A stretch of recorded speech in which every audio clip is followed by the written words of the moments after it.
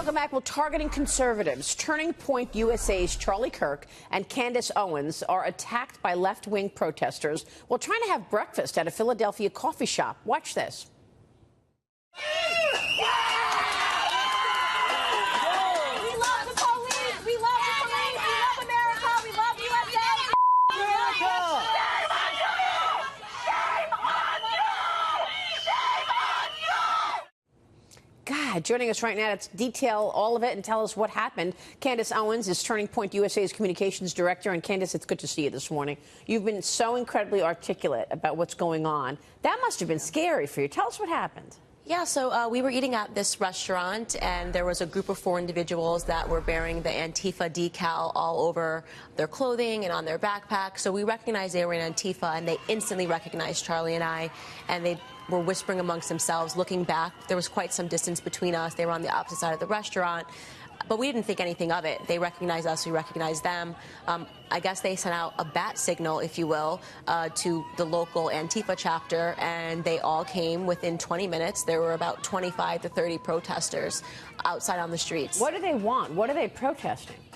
Just us being conservative. You're not allowed to be a conservative thinker and eat breakfast publicly, apparently. We've done nothing. We said nothing. I think the restaurant owner was shocked. At that moment, when they realized that their friends had arrived, they shouted at us in the restaurant, calling us Nazis and fascists. And I said, do you realize I'm a black woman? You're calling me a Nazi. I said, are we not allowed to eat here because we're conservative? And we walked outside of the restaurant pretty quickly, and then they were barricading us. And fortunately, the police must have seen them assembling a crowd very quickly, and they created a barrier between us and them. This is an all-black police force, all-minority police force, so it was a jarring sight to see because, as you guys know, Antifa is a white gang. You know what's incredible to me? No comment. Crickets on the left. Crickets from the Democrats or the left who've actually seen this and are constantly talking about the right and the Republicans who are, upsetting the public peace.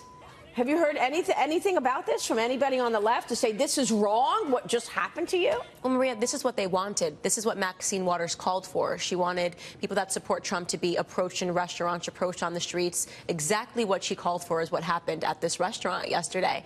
So we're not too shocked by their silence. We are just shocked at how violent it's grown. In the past, we've seen one person approach somebody that supports Donald Trump or somebody that's in Trump's cabinet. This was 30 people that assembled. And if the police weren't there, God knows what would have happened. It's not just organization, Candace. It's also funding. Yes. Do you have any sense of who is funneling money to these groups, who is organizing them? Because again, it speaks to big money, does it not? Correct. They're obviously funded. This was 8 a.m. in the morning. I don't know how 30 individuals were able to get off work. This clearly was their job. Many people have said that this is funded by George Soros. I have no information to say that that's true or that's false, and we definitely haven't looked into it. But I think it's time that we understand who is funding these people. People are said that Antifa protesters are paid $20 per an hour in cities. So that could be true. That could be false. That obviously wasn't my #1 concern yesterday, but I think that it needs to now become at the forefront of the conversation amongst conservatives to figure out who is funding these people. First it was shaming. First it was shaming online, all getting together to try to make someone feel uncomfortable or inadequate by the shaming and the name calling. But as this president has increasing good outcomes from some of his policies, they're getting completely unhinged. It's getting worse. It is. And I think my particular presence obviously annoys them because I'm a black American. And we had that Rasmussen poll released last week, which showed that Donald Trump's support from black Americans has doubled since this time last year. And that is quite remarkable. It's because black America is waking up. We are starting to understand that it is the left that is angry. It is the left that is violent. And it is traditionally and still the Democrats that are racist. Has this kind of thing happened to you in other places? Was this the first time that you got confronted this way, or is it becoming a regular thing? So we are always confronted on college campuses. That's what we do at Turning Point USA. We go and we speak about conservative values, free markets and capitalism on college campuses. And as you know, you cannot be a conservative speaker on a college campus today. So we are often confronted with Black Lives Matter, protester, and Antifa, but we expect them when we bring security. Yeah. That was the first time that I've ever been confronted like that in a public space. And to have it be that many people, especially, was a bit overwhelming. And the thing I was concerned about the most is they were screaming in my ear with with a bullhorn. What they're trying to do is get you to react. They're whistling in your ear, and that's very loud. You know, it really affects your eardrums to hear that much noise at this distance. So they know exactly what they can get away with. Right. Throwing water on you guys. Not going to get arrested for that. Putting a bullhorn right next to your head, screaming at you, getting this close to your face. As long as they don't touch you, they're not going to jail. It is incredibly insidious. Correct. What is going on? Well, it's great that the police were able to react so quickly. You did not call the police. They just happened to be around, or did the restaurant owner?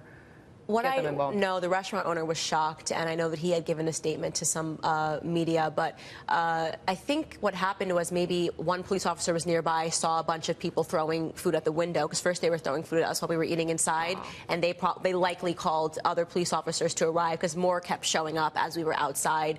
And as I said, all minority police force being shouted at by an all-white gang who were calling us race traitors and saying that all police are racist. I've said this over and over again. Intolerance, hate, and violence in the name of tolerance. Correct. That's what I can't. I don't know, when does They hide behind it. When does this snap? When do people get sick of this?